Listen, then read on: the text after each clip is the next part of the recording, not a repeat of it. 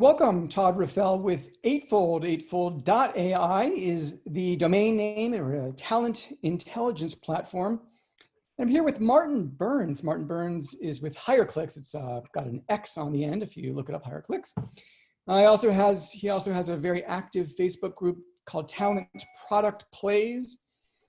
And then he also started a new website called the Recruiting News Network. And we're talking here about something that's been in the news, visas, where President Trump is suspending H1-B and other visas through the end of the year, 2020. What that means, not so much what you think of it, but what does it mean to CHROs and other employers? And by the way, just because someone asked me this morning, just to clarify, just in case, this doesn't mean people are being sent home necessarily. Like if you're on a visa, you're not being shipped out. These are people who would have came for the rest of the year and are currently not in the United States. So what are your thoughts on what this might mean to folks? Yeah, it's obviously complex. There are layers to all of this. It's a pretty large number of roles that won't get filled, is my assumption based on the volume of people typically that come through. Yeah, when they did the proclamation, they estimated that there'd be about 525,000 visa applicants who would not be allowed to come in over the next 6 months. That's a significant number of people, right? The theory is that frees up roles for people who've been laid off due to the pandemic, due to the crisis, which makes sense from a numbers perspective.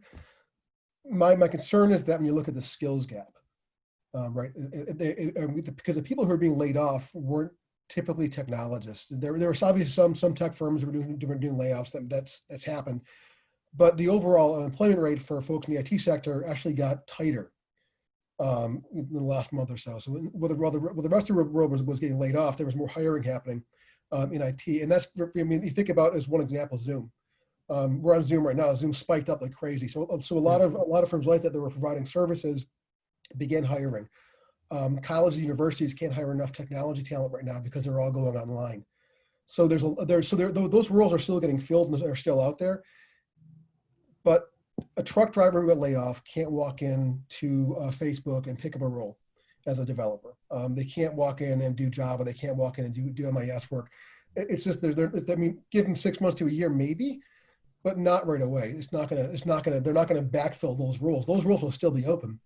And those are significant drivers of the economy. So I worry about that sort of black and white thought that, well, if we open these jobs up, they'll be filled by Americans. The roles weren't getting filled by Americans in the first place. The reason that we do H1Bs is, I mean, there's altruistic reasons for it. There's helping out the global economy. There's bringing bright minds in here, bringing diversity into the workforce. There's the basic facts like I think it was 33% of all patents were filed by foreign-born immigrants. Yeah. Last few years. So there's and half of all IT roles are held by foreign-born PhDs, and it's because the folks who we need to fill those roles aren't here.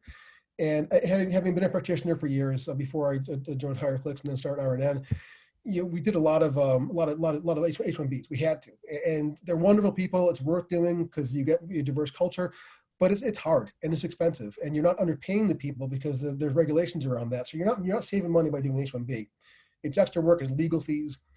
So there is incentive to not hire visas, to hire Americans already. It's in place. It's baked into the system.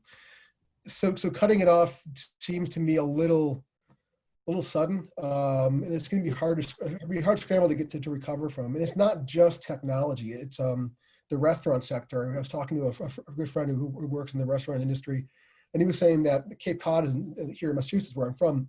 They're in trouble right now. A lot of their summer workers, their seasonal workers, come in from overseas. They come in from Latin America. They come in from Europe. They're here for the summer, and they can't do that now. So one restaurant, for example, in Eggerton, Martha's Vineyard, every single role at that restaurant is now listed as open on their website, and they can't fill them. If they can't, and leaving the pandemic aside and all the weirdness with restaurants, if they can't fill those roles, they're not going to open. Well, some of the commentary I've read was saying that this suspension may not have as much impact as it would have, positively, negatively, whatever you think of it.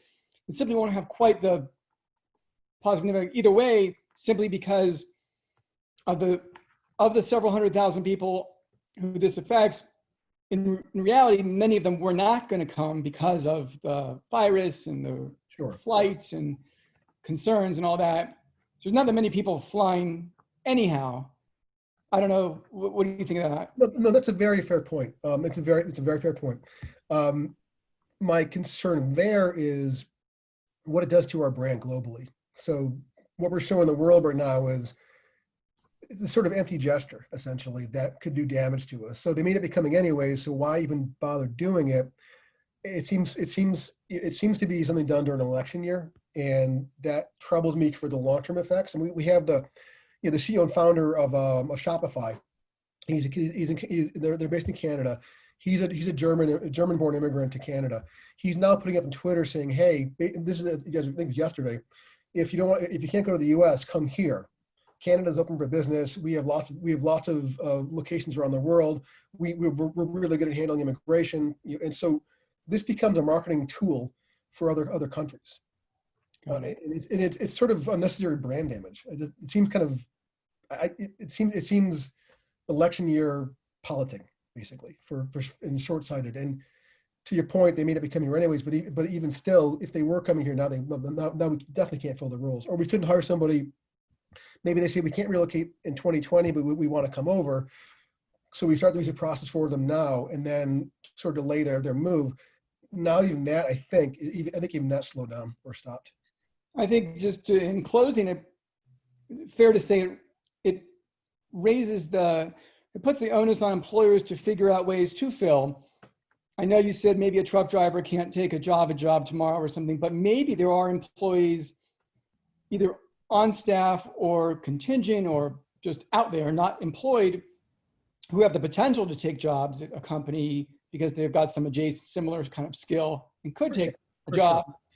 Or again, maybe there's some people internally who could move up, move over, but their skills, it's not kind of clear what they can do and what potential they have. So it kind of, the more you get a handle on the skills of your own workforce and the skills out there, probably the better you can handle something like this. Yeah, no, that's fair. I mean, that speaks to workforce planning and internal pipelining, and that's an area that I think a lot of organizations can do better at, frankly. So that's definitely a positive, optimistic possibility, and I hope that's what happens. I don't know that we're going to have that many of those situations, 500,000 working out in our favor. It could be, and that'd be a wonderful upshot. There's also the potential that we could see spouses of immigrants who are over here getting roles because they're already living here and bringing up their skills. And internal training can start happening. Yep. The LMS space in technology really needs a kick in the butt. This could be that plus what's happening with universities. They're parallel in learning management systems.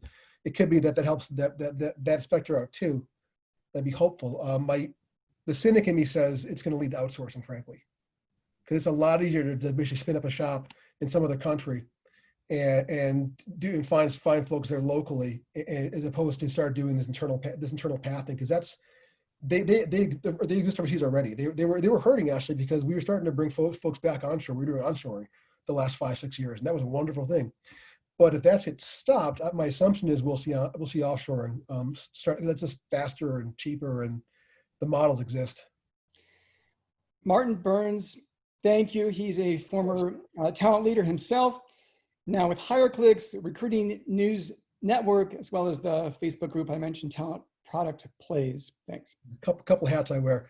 And I do have a piece on this this situation on our news site. And if I do a little plug, it's recruitingnewsnetwork.com. Got to get it in there.